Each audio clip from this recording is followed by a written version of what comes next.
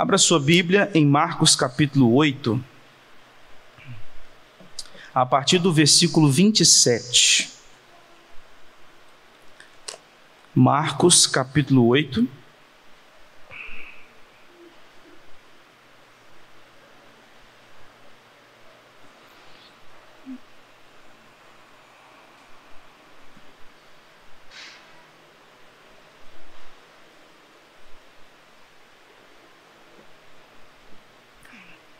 Marcos capítulo 8, a partir do versículo 27.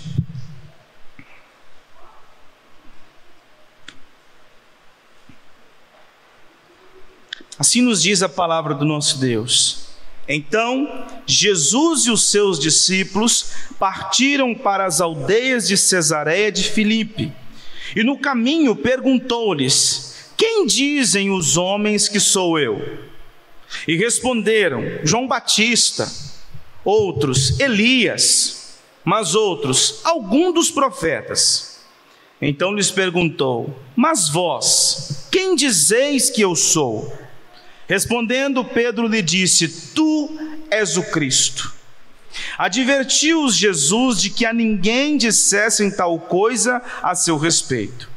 Então começou ele a ensinar-lhes que era necessário que o Filho do Homem sofresse muitas coisas, fosse rejeitado pelos anciãos, pelos principais sacerdotes e pelos escribas, fosse morto e que depois de 3 dias ressuscitasse. E isto ele expunha claramente, mas Pedro, chamando-o à parte, começou a reprová-lo. Jesus, porém, voltou-se e, fitando os seus discípulos, repreendeu a Pedro e disse: arreda, Satanás, porque não cogitas das coisas de Deus, e sim dos homens.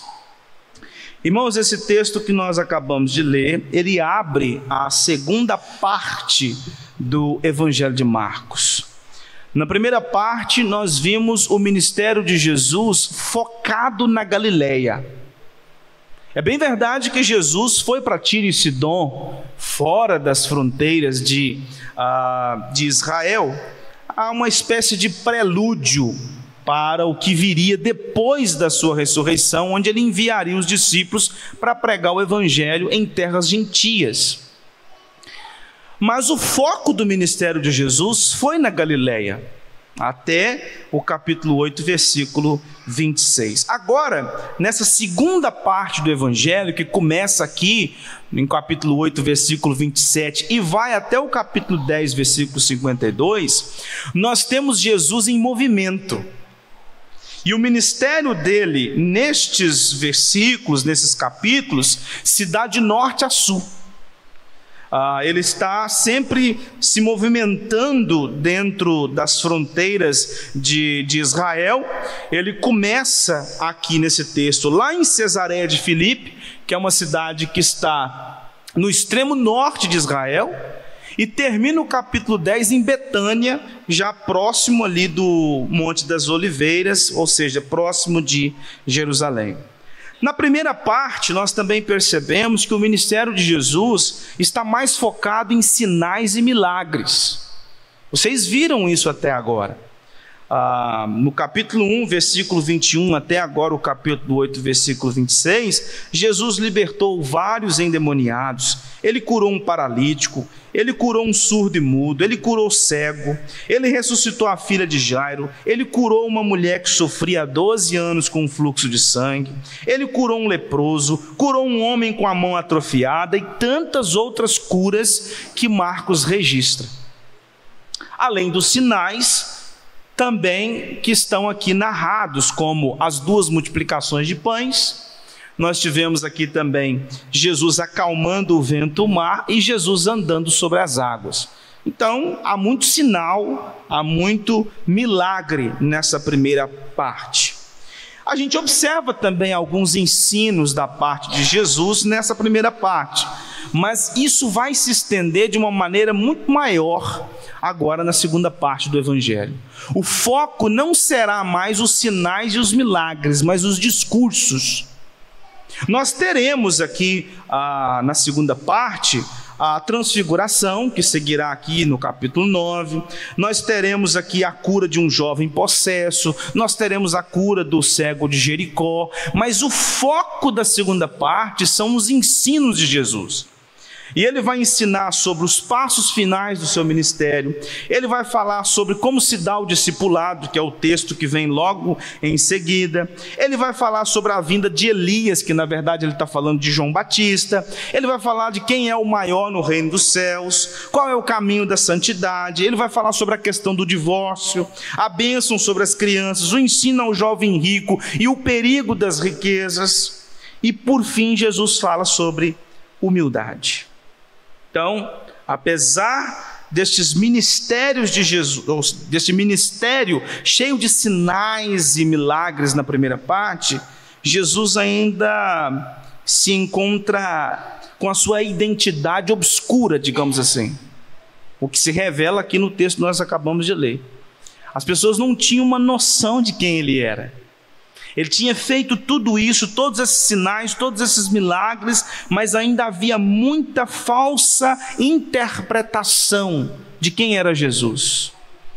Quem era esse homem que estava curando? Quem era esse homem que acalmava mar? Quem era esse homem que andava sobre o mar?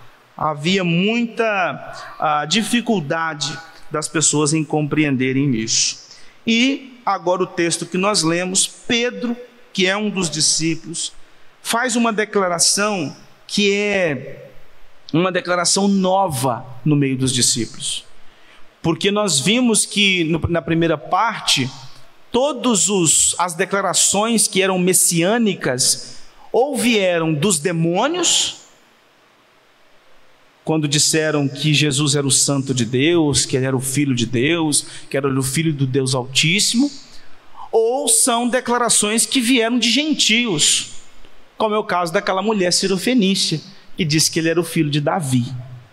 Mas dos discípulos, daquele que ele escolheu para caminhar com eles, é a primeira vez que nós vemos uma declaração tão forte a respeito da identidade de Jesus.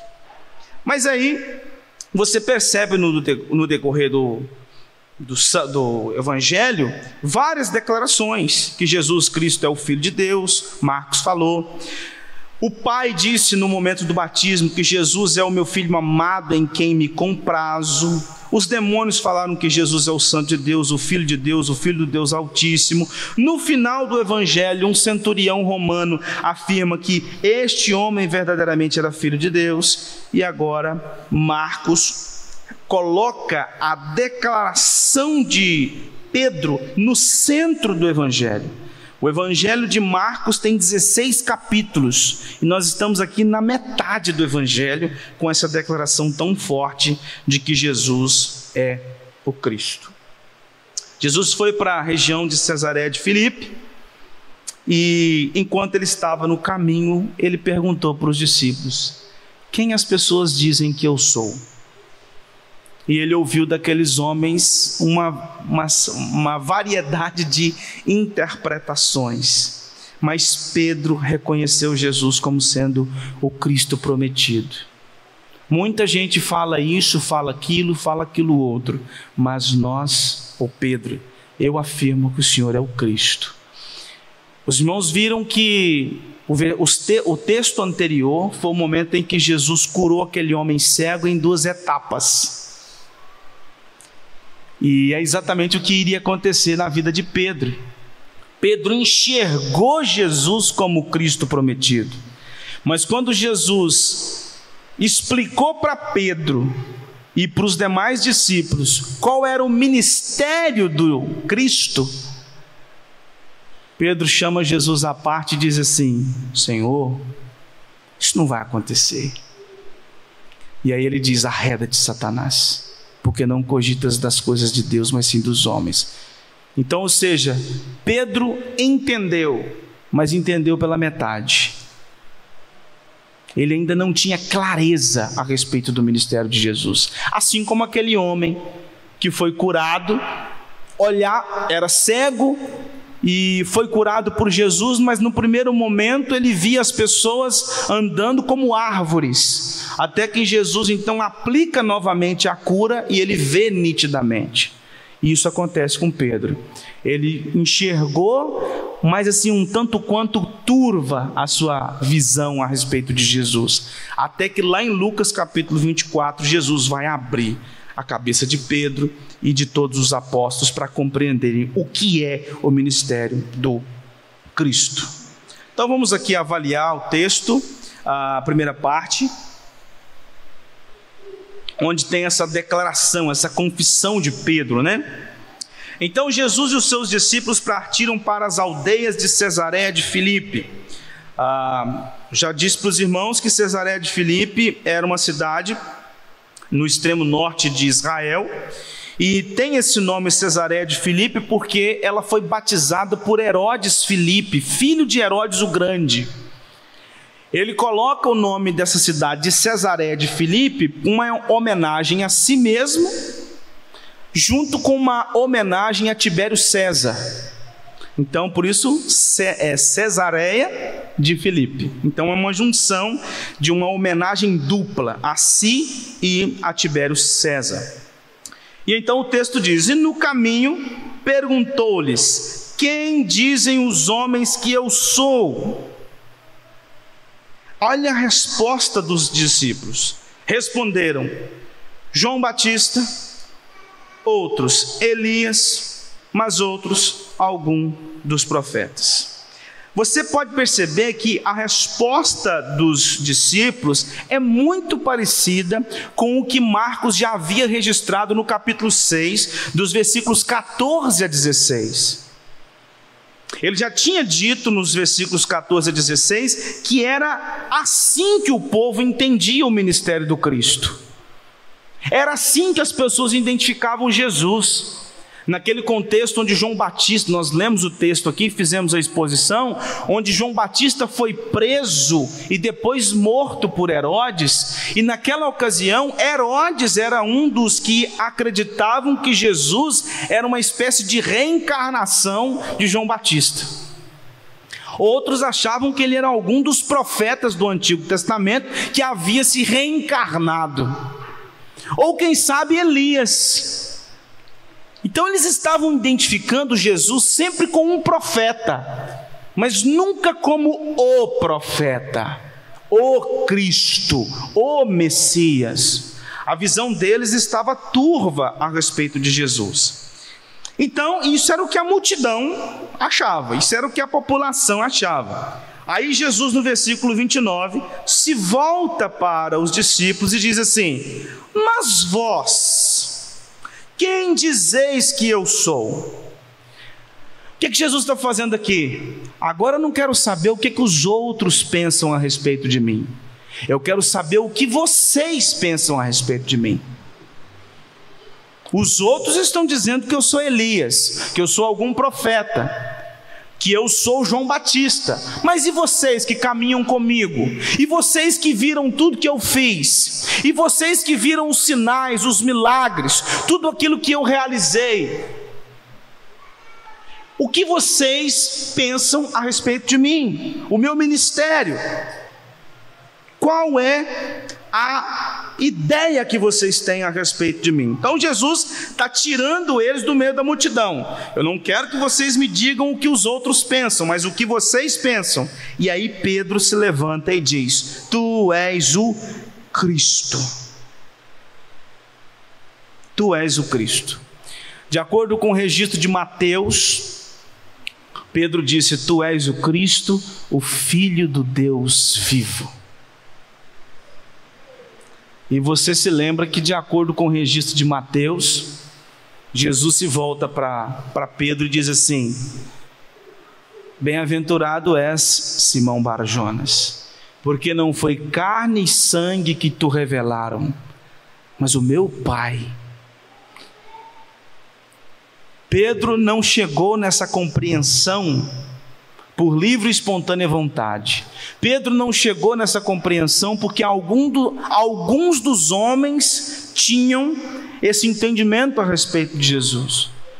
Não é que Pedro fazia parte de um grupo da sociedade que acreditava que Jesus era o Messias. Não, ele teve uma revelação do alto. Ele tomou conhecimento disso por causa de uma revelação do alto. E a resposta de Pedro tem tudo a ver com a expressão usada por Marcos no princípio do seu evangelho. Evangelho de Jesus Cristo, o Filho de Deus. Essa palavra Cristo é um termo Messias no grego. Então, Cristo e Messias tem o mesmo significado. Tanto Cristo quanto Messias significa ungido. E isso não vai nos remeter lá às unções que eram realizadas sobre os reis, sobre os profetas, sobre o sumo sacerdote no Antigo Testamento. Quando um sumo sacerdote era eleito, era escolhido para ser o novo sumo sacerdote, ele era ungido. A mesma coisa acontecia com o rei e a mesma coisa acontecia com os profetas. Ou seja, era a unção, era o ungido de Deus para realizar aquele ministério. O ungido de Deus para o reinado, o ungido de Deus para o sacerdócio e o ungido de Deus para a profecia. Essa era a unção. O termo Cristo, o termo Messias, tem esse significado. E aí o primeiro ungido que nós temos no Antigo Testamento é Saul, que foi ungido para reinar. Depois também nós temos Davi e tantos outros reis, os sacerdotes e assim por diante. Então o que Pedro está dizendo aqui? Que Jesus é o escolhido, o ungido de Deus para cumprir um ministério. Mas não é simplesmente ungido, um entre tantos, mas ele é o ungido. Ele não é um dos que Deus ungiu no passado, mas é o ungido de Deus. E isso nos remete para o Salmo 2, onde fala de um grande ungido que viria, e não cumprindo a função de profeta, não cumprindo a função de rei, não cumprindo a função de sacerdote. Não, ele viria para cumprir a função de sacerdote, profeta e rei. Os três ofícios na mesma pessoa. E este é Jesus. E Pedro chegou nessa conclusão. Mas ele chegou nessa conclusão de modo parcial, porque ele não entendeu o ministério do Messias. Mas isso porque ele precisava de uma revelação do alto. Tanto agora para entender que Jesus é o Cristo, como para entender o ministério do Cristo. Como disse Paulo aos Romanos: ora, aquele que é poderoso para vos confirmar, segundo o meu evangelho e a pregação de Jesus Cristo, conforme a revelação do mistério, guardado em silêncio nos tempos eternos. Ninguém tinha competência para olhar para Jesus e identificar Jesus como Cristo, a não ser que esse mistério fosse revelado. Porque o Antigo Testamento falava da vinda de um Messias, mas o Antigo Testamento não dava o CPF do Messias. Mistério, virá um Messias, o seu ministério está lá narrado no Antigo Testamento, mas é preciso uma revelação do alto, coisa que Pedro foi alvo, uma revelação do alto para entender que Jesus é o Cristo. E aí, versículo 30 diz que Jesus então os advertiu para que a ninguém dissessem tal coisa a seu respeito. Isso porque Jesus não queria que Pedro e os demais discípulos espalhassem. Porque aí o que acontece? Nós teríamos um quarto grupo. O grupo dos que achavam que Jesus era João Batista, o outro grupo que achava que era um dos profetas, o terceiro grupo que achava que Jesus era Elias, e teria um quarto grupo que achava que Jesus era o Cristo, só que não uma interpretação certa. Não o Messias como está revelado no Antigo Testamento. Mas eles encontrariam em Jesus aquele ideal messiânico que era popular na época, daquele que viria, reuniria o povo de Israel, assumiria o controle do exército e tornaria Israel a grande nação novamente. Ele se assentaria no trono de Davi, ele reinaria, ele venceria todos os inimigos de Israel, a nação de Israel voltaria a ser aquela nação soberana de antes. E Jesus explica para Pedro que não é assim. Jesus fala para Pedro que ele precisa sofrer, ser rejeitado, morrer, para depois 3 dias ressuscitar. Não era a interpretação popular. Então por isso que Jesus disse para eles: não fala nada para ninguém, não conte para ninguém. Irmãos, lendo esse texto, eu fiquei pensando que às vezes a gente tem um costume, pelo menos alguns de nós, talvez, de achar graça da falta de inteligência dos discípulos. Eu já falei com os irmãos aqui que tem um momento onde Jesus estava para cear e que ele fala assim: olha, a quem eu der um pedaço de pão molhado, esse vai ser o traidor. E aí ele dá esse pedaço de pão molhado para Judas. Judas se levanta e sai, e os discípulos perguntam: o que ele foi fazer? E aqui agora, Jesus fazendo tudo o que fez, e eles ainda não entendendo. Nós vimos no sermão anterior que Jesus tinha feito 2 multiplicações, e eles foram para o barco preocupados, porque só tinha um pão para comer. E a gente às vezes olha para esses homens e fala assim: gente, que homens burros. Mas você também foi burro um dia. Você também um dia foi ignorante. Porque não é competência intelectual que leva as pessoas à compreensão de quem é Jesus. Tem muitas pessoas estudadas no nosso mundo que são PhDs, que já leram não sei quantos livros. Tem um grande professor aí no Brasil, que dá palestras pelo Brasil afora, que já disse ter lido as Escrituras, mas que não consegue ter essa fé que os crentes têm. Então não é competência que nos dá condições de entender o ministério de Cristo, é algo que vem do alto.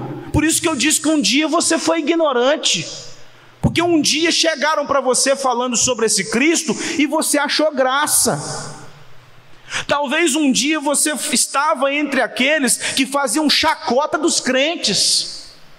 Talvez você era daqueles que fazia grupinho no trabalho, na família, para falar mal de um crente que era vizinho seu, que estava indo para o culto, e você achava graça. Você pensava que eram pessoas que não tinham visão de vida, fracas, frágeis. Até que um dia o Espírito Santo transformou seu coração e você pôde enxergar. Então não é competência, não é graduação. Eles viram tudo acontecendo, mas enquanto a cegueira espiritual não fosse removida, eles não conseguiriam ligar as coisas. E Pedro só chegou a essa conclusão porque houve um ato soberano de Deus. Somente quando há regeneração é que o homem consegue enxergar as verdades do reino. Por isso que muitas vezes você compartilha o evangelho para um familiar, para um conhecido, para um colega de trabalho, para um vizinho, e entra aqui e sai aqui, ó.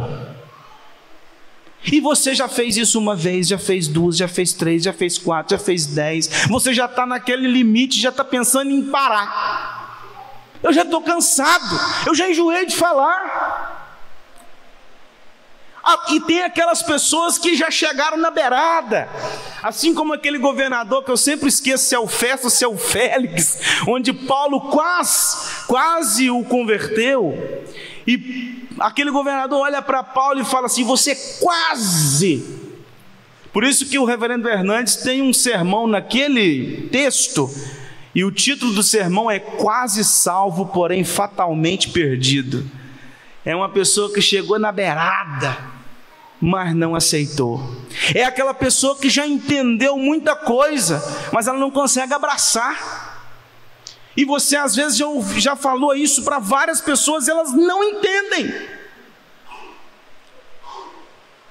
Isso porque elas precisam de uma operação do alto. Elas não vão conseguir chegar à compreensão que você tem de Cristo pelo poder das suas palavras, pelas suas argumentações, pela sua capacidade intelectual. Elas vão chegar ao conhecimento de Cristo através de uma operação do alto. Irmãos, ainda hoje também a gente pode tirar desse texto que existem muitas interpretações a respeito de Jesus.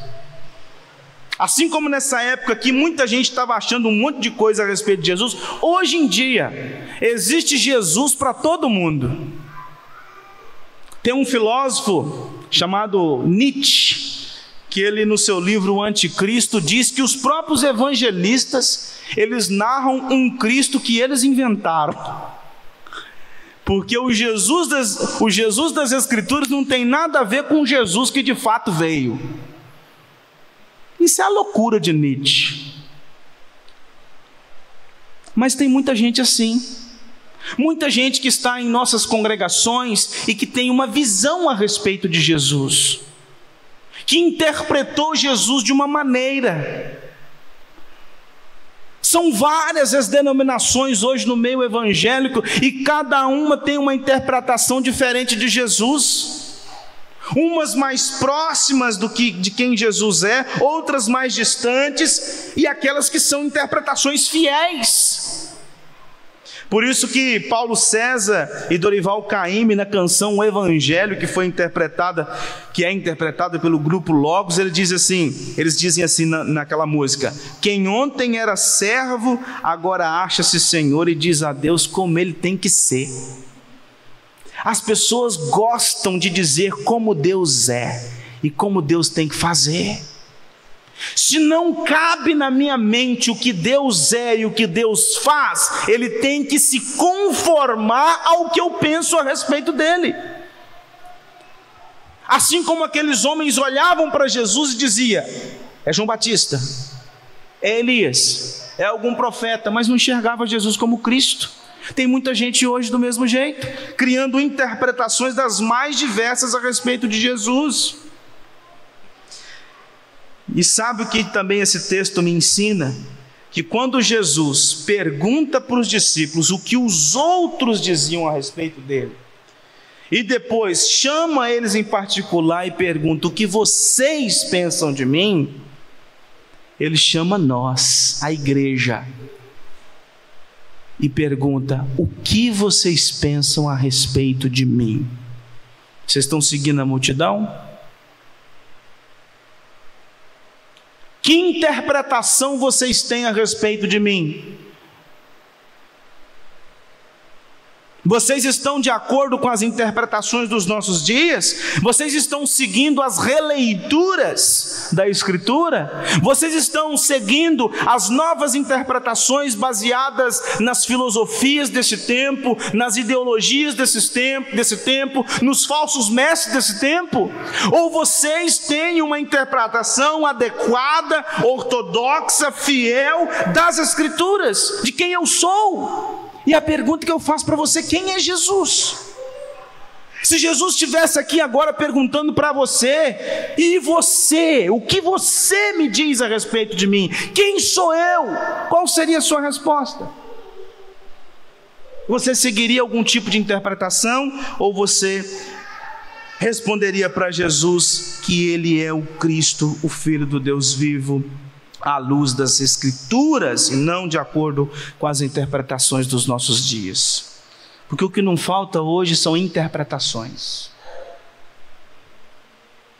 O que não falta hoje é interpretações. Nunca teve uma época da história onde existem mais interpretações a respeito de Jesus do que em nossos dias. O Jesus popular, ele é mais misericordioso do que justo. Por isso que eu gosto muito de um livro, até dei um exemplar dele para o Rafael, A Outra Face de Jesus, escrita por John MacArthur, onde ele vai na contramão, dizendo assim: hoje em dia a interpretação que as pessoas fazem de Jesus, ou pelo menos a interpretação popular, é de que ele é um homem muito bonzinho, que aceita tudo, que está disposto a fazer tudo. Só que existe um outro lado, uma outra face, que às vezes as pessoas não leem ou não querem acreditar. Reverendo, quem esteve lá ouviu o reverendo Ludgero falando, que diz ele que um dia, pregando na igreja que ele pastoreava em BH, quando terminou o culto, uma irmã chegou para ele na porta para cumprimentá-lo e disse assim: pastor, que difícil esse texto. E ele disse para ela assim: por que, minha irmã? Você não entendeu? Ela disse: pelo contrário, é porque eu entendi. As interpretações muitas vezes surgem porque eu entendi, mas eu não quero aceitar.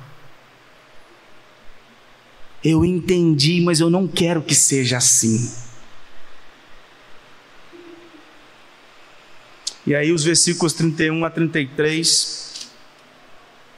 Então, começou ele, Jesus, a ensinar-lhes que era necessário.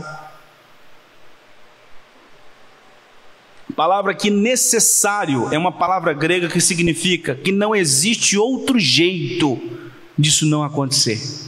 Isso tem que acontecer. Está fora de cogitação não acontecer. Então a expressão é necessário vem de uma partícula no grego que significa isso. Não tem jeito do meu ministério não seguir esse rumo. Que o Filho do Homem, aí Jesus usa um título messiânico que nos leva lá para Daniel. Lá em Daniel, no capítulo 7, versículo 13, Daniel disse assim: eu estava olhando nas minhas visões da noite, e eis que vinha com as nuvens do céu, um como filho do homem, e dirigiu-se ao ancião de dias, e o fizeram chegar até ele. Então Jesus pega aqui um título messiânico que está lá em Daniel, e interpreta como sendo ele é o filho do homem profetizado lá em Daniel. Então começou a ensinar-lhes que era necessário, está fora de cogitação, não acontecer isso, que o Filho do Homem sofresse muitas coisas. Lá em Isaías capítulo 53, de 2 a 4, diz assim: porque foi subindo como renovo, perante ele como raiz de uma terra seca, não tinha aparência nem formosura. Olhámo-lo, mas nenhuma beleza havia que nos agradasse. Era desprezado e o mais rejeitado entre os homens, homem de dores e que sabe o que é padecer. E como um de quem os homens escondem o rosto, era desprezado e dele não fizemos caso. Certamente ele tomou sobre si as nossas enfermidades e as nossas dores levou sobre si, e nós o reputávamos por aflito, ferido de Deus e oprimido. Era necessário que o Filho do Homem sofresse muitas coisas. Era necessário que o Filho do Homem fosse rejeitado pelos anciãos. Isso nos remete a Salmo 118, versículo 22, que diz: a pedra que os construtores rejeitaram, essa veio a ser a principal pedra angular.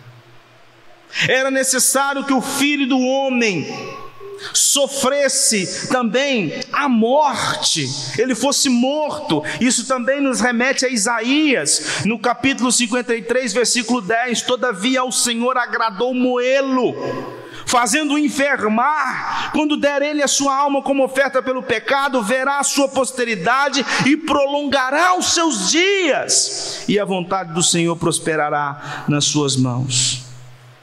Também era necessário que o Filho do Homem ressuscitasse depois de 3 dias.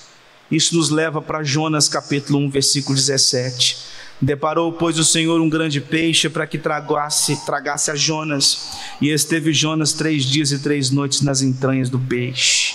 também nos leva para Oséias capítulo 6, versículo 1 e 2. Vinde, tornemos para o Senhor, porque Ele despedaçou e nos sarará, fez a ferida e a ligará, depois de 2 dias nos dará vida, ao terceiro dia nos ressuscitará e viveremos diante dEle. E depois da ressurreição Ele seria exaltado e colocado num alto e sublime trono, conforme Daniel de novo, no capítulo 7, versículo 14. E foi-lhe dado o domínio e a honra e o reino, para que todos os povos, nações e línguas o servissem. O seu domínio é um domínio eterno que não passará, e o seu reino, o único que não será destruído. Então Jesus se volta para os discípulos depois dessa palavra de Pedro e diz: é necessário que o Filho do Homem sofra, seja rejeitado, morra, mas Ele vai ressuscitar depois de 3 dias. Aí Pedro pegou Jesus pelo braço, levou Jesus num canto, chegou para ele, conforme o registro lá de Mateus: tem compaixão de ti, Senhor? Isso de modo algum te sucederá. Não, para com isso, o senhor está pensando pequeno. Para que essa via dolorosa? Para que esse sofrimento? Para que essa rejeição? O senhor está na boca do povo. Dor, sofrimento, morte, isso está fora de cogitação. Mas Jesus disse que era necessário. Então, nesse momento, o que Jesus faz? Pega Pedro, olha para os discípulos. Olha só que interessante, Pedro chamou Jesus à parte para repreender, mas Jesus agora corrige Pedro na frente de todo mundo. Arreda, Satanás, porque não cogitas das coisas de Deus, e sim das dos homens. Pedro tinha recebido uma operação do alto para enxergar que Jesus era o Cristo, mas agora ele estava sendo influenciado por Satanás a tirar Jesus do caminho.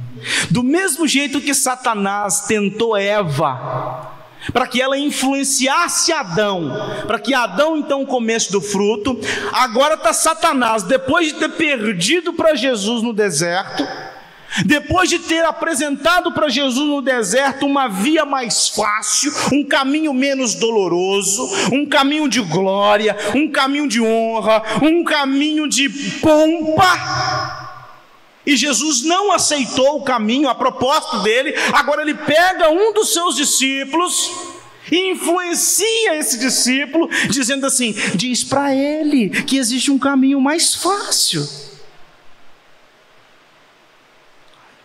Jesus vira para Pedro e diz: arreda, Satanás. Você está influenciado por Satanás, Pedro. Se eu falei que é necessário, Pedro, não tem outra saída, rapaz. É necessário, está no decreto de Deus. Não tem jeito do Messias realizar o seu ministério sem que seja por sofrimento.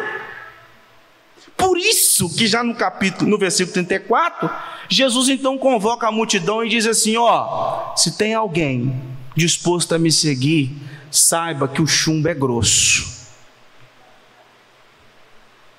Saiba que a jornada do discipulado não é fácil.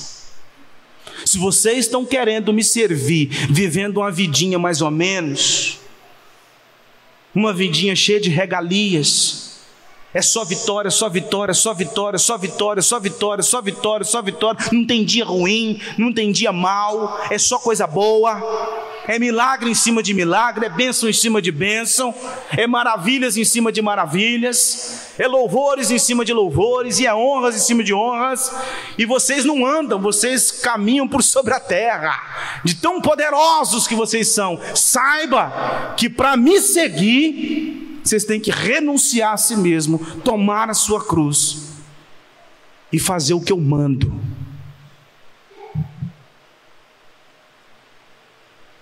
Ser meu discípulo não é fácil, assim como ser Messias não é. não tem jeito de ser meu discípulo diferente de mim mesmo. Então quer dizer que o mestre tem uma vida difícil, mas os discípulos querem uma vida de regalias.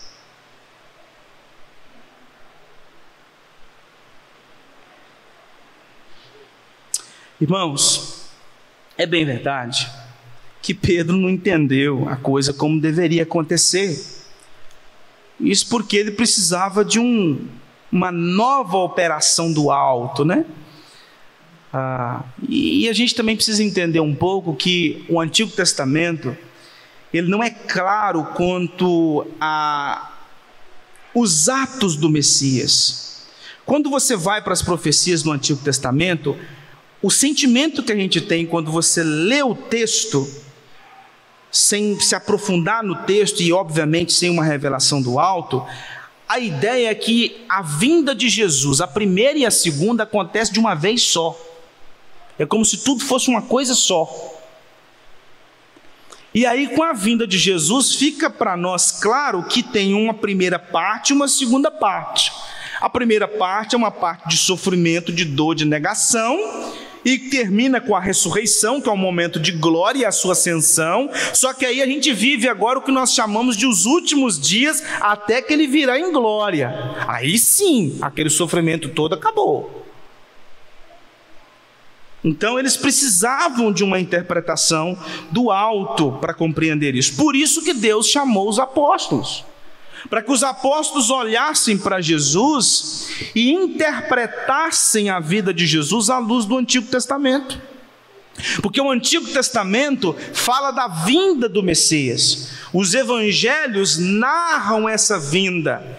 E as cartas do Novo Testamento pegam esse Messias que veio e faz o link dele com o Antigo Testamento.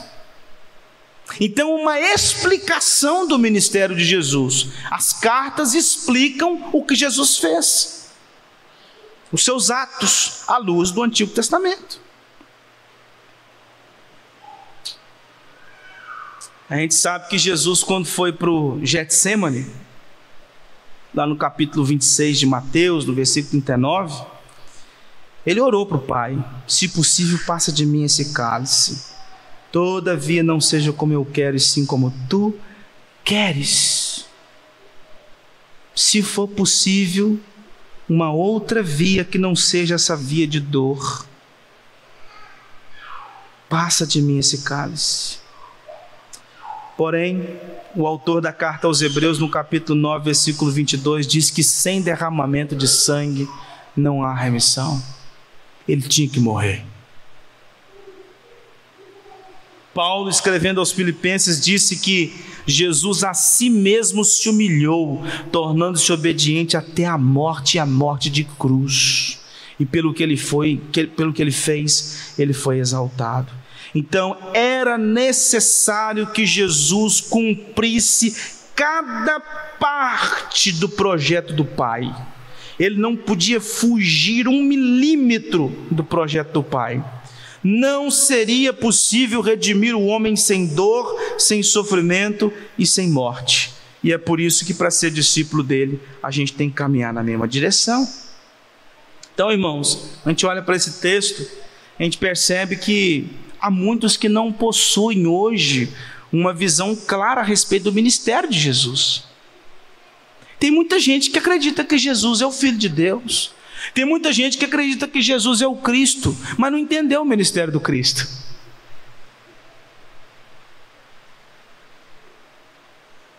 Porque se entendessem o ministério do Cristo, não estariam buscando a salvação de si mesmo. Por exemplo, os romanistas acreditam que Jesus é o Cristo, que Jesus é o Filho de Deus. O catolicismo romano acredita nisso, mas a teologia do catolicismo romano prega o ministério do Messias? Não, porque se é necessário fazer uma parte para alcançar a minha salvação, então eles não entenderam o ministério do Messias. Eles até falaram que Jesus é o Cristo, mas não entenderam o que ele fez. Se for assim, as seitas religiosas, como o Adventismo do sétimo dia, diz que Jesus é o Cristo, Ele é o Filho de Deus, mas Ele agora está num lugar chamado santuário, expiando os nossos pecados. E de onde que eles tiraram isso? Onde você tem que fazer uma parte para alcançar a sua salvação. Então não entenderam nada do ministério de Cristo. Então, irmãos, há muita gente dentro das nossas congregações, muitas pessoas dentro das nossas congregações que declaram que Jesus é o Cristo, que cantam que Jesus é o Cristo, mas não entenderam o ministério do Cristo. Porque se tivessem entendido o ministério de Cristo, não estariam correndo atrás da sua salvação. Não estariam pensando assim: eu tenho que ser uma pessoa boa, como nós falamos hoje na escola dominical, né? Eu preciso ser uma pessoa justa, eu preciso ser uma pessoa boa nesse mundo, porque se eu for uma pessoa boazinha, justa, uma pessoa correta, uma pessoa que deixa de fazer isso e faz outras coisas, se eu fizer tudo isso, Deus vai me olhar para mim. Você não entendeu nada do ministério de Cristo. Você não entendeu nada. Se você acha que pode fazer uma parte daquilo que Cristo fez, você não entendeu nada. Então tem muita gente dentro das nossas congregações que precisam de uma cura espiritual. Precisam enxergar o ministério. Não podem simplesmente cantar que Jesus é o Cristo. Elas precisam entender quem é esse Cristo. Elas precisam ter convicção do seu ministério. Aí você fala assim: Arthur, então eu tenho que ir para o seminário? Não é seminário que te dá isso, é regeneração, é novo nascimento. Não é conhecimento teológico aprofundado, não é você fazer um seminário de 4 anos, não é fazer um mestrado, um doutorado, um pós-doutorado, não é isso. Para você olhar para Cristo, contemplar a Cristo e entender o ministério dele, você precisa de regeneração, de uma operação do alto, porque senão você vai continuar olhando para Cristo apenas como um modelo a ser seguido, e não como o salvador da sua vida. E aí você vai conseguir dormir tranquilo, descansar, sabendo que tudo que você precisa para a sua salvação, Ele já fez. E você deita e dorme. Muitas vezes, irmãos, nós somos tentados por nossa própria carne, ou até mesmo por Satanás, a buscar um caminho mais fácil na nossa caminhada cristã. A gente quer uma via do meio. A gente não quer esse discipulado doloroso, onde a gente tem que abrir mão de um monte de coisas, onde a gente tem que começar a amar mais a Cristo do que as coisas que a gente tem. Esse ministério onde Cristo é maior do que a minha própria família, isso não está certo. Onde seguir a Cristo vai contra o que eu penso a respeito da vida em vários temas, não está certo. Esse relacionamento com Cristo, onde eu passo por enfermidades, onde eu passo por lutas, onde eu enfrento tribulação, onde eu saio de uma coisa e já entro noutra, parece que eu não saio desse sufoco. É um sofrimento em cima de sofrimento, é dor em cima de dor, é dificuldade em cima de dificuldade, é luta em cima de luta. Mal terminou uma luta, já está começando uma outra. Eu não quero esse tipo de caminhada, eu quero uma jornada mais fácil. Corre atrás de Satanás, que ele te apresenta uma.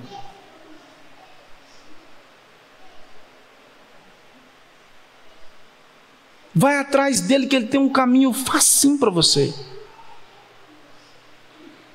Fácil, simples, maravilhoso, entre aspas. Muito fácil. Você ganha o mundo inteiro, mas perde a sua alma. A gente tem que entender, irmãos, que discipulado cristão é luta em cima de luta. Tem um tempo de bonança? Tem, claro que tem.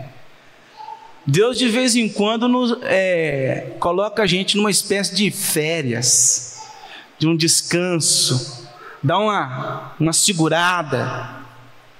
Mas daqui a pouco ele dá aquela segurada só para você respirar. Aí daqui a pouco vem mais. Sabe por quê? Porque não existe caminhada com Cristo sem sofrimento. Não existe. Caminhada com Cristo, você vai sendo torcido o tempo inteiro. Tribulação, a ideia não é essa? Você está sendo moído o tempo inteiro. Sabe por quê? Você está sendo moldado à imagem de Cristo. E para você ser quem você foi redimido para ser, você precisa passar pela dor. Porque é na dor, é no sofrimento, é na luta que ele vai arrancando aquilo que não presta.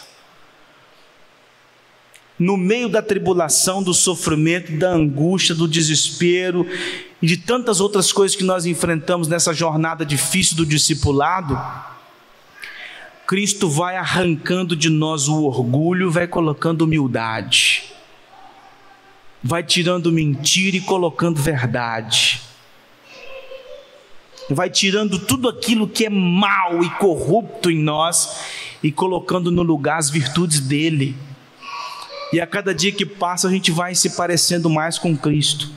Eu não sei se vocês já pararam para pensar nisso, mas casais que têm muitos anos de casamento, você já reparou que chega uma época que eles começam a se parecer com o outro, mas fisionomicamente. Você olha assim e fala assim, eles são irmãos, né? Me casaram, cara. Aí você fala assim, não, pai, é porque são marido e mulher, já estão casados há 30, 40 anos, ou até mais, 50. Até a fisionomia parece. Então, se nós como igreja, somos noiva de Cristo, a ideia é que cada dia que passa a gente vai se parecendo mais com o nosso noivo. A gente vai se parecendo mais com Cristo. E para se parecer mais com Cristo, a gente vai ter que passar pela dor. Além disso, tem muita gente sincera, que possui uma fé sincera, ou a chamada fé forte. Porém, não é uma fé que salva. Não é a força da sua fé que te salva. O que te salva é Cristo. Não é a fé na fé que salva, é a fé em Cristo. Tem gente que fala assim, não, mas eu sou uma pessoa de fé, eu creio, eu sou uma pessoa de fé forte, de fé sólida, de fé firme. Mas o problema é que aonde você está colocando essa fé? Qual é o objeto dessa fé? É uma espécie de pensamento positivo que vai dar certo, vai dar certo, vai dar certo, vai dar certo? Então há muitas pessoas que possuem uma fé sincera, mas fé sincera não salva ninguém. Fé não salva ninguém. Fé forte não salva ninguém. A fé que salva é a fé que está depositada em Cristo, porque é Ele que salva. É Ele que salva. Então eu te pergunto, quem é Jesus para você? Jesus é o Cristo? Ou Jesus para você é um curandeiro? Você precisa dele só para te curar. Você precisa dele só para poder te dar uma vidinha boa. Quem é Jesus para você? Jesus é só aquele que vai te dar comida, que vai te dar remédio. Quem é Jesus para você? Jesus é só aquela força que te ajuda nos momentos difíceis. Jesus é só aquele protetor para te cuidar dos dias dos maus dias. Jesus é apenas um exemplo que você segue. Quem é Jesus para você? Não, Arthur, Jesus é o Cristo. Mas você entendeu o ministério do Cristo? Você sabe o que ele fez? Você sabe por que ele veio? Você sabe o que ele enfrentou? Você sabe o que foi a cruz? Você entendeu a cruz? Você sabe que a sua culpa foi lançada sobre ele? Você sabe que os seus pecados foram lançados sobre ele? Você sabe que na cruz ele foi morto por sua culpa? Você sabe que todos os pecados que você cometeu, os que você está cometendo e aqueles que você ainda vai cometer, foram lançados sobre ele? E que é por causa disso que você é salvo? Você sabe que o que Cristo fez na cruz é o suficiente para a sua salvação, e que você tem que agarrar a Cristo Jesus com todas as suas forças, reconhecendo que Ele é o único capaz de te livrar da ira vindoura. Você entendeu isso? Isso faz sentido para você? Você acredita que Jesus é suficiente para te dar tudo o que você necessita para a sua caminhada de santidade? Para o seu crescimento espiritual? Quem é Jesus para você? Se você sabe quem é Jesus, e se você entendeu o ministério de Jesus, meu querido, descansa, respira. Respira. A gente não canta uma canção que diz assim: tudo que Jesus conquistou na cruz, por sua graça, é nossa herança.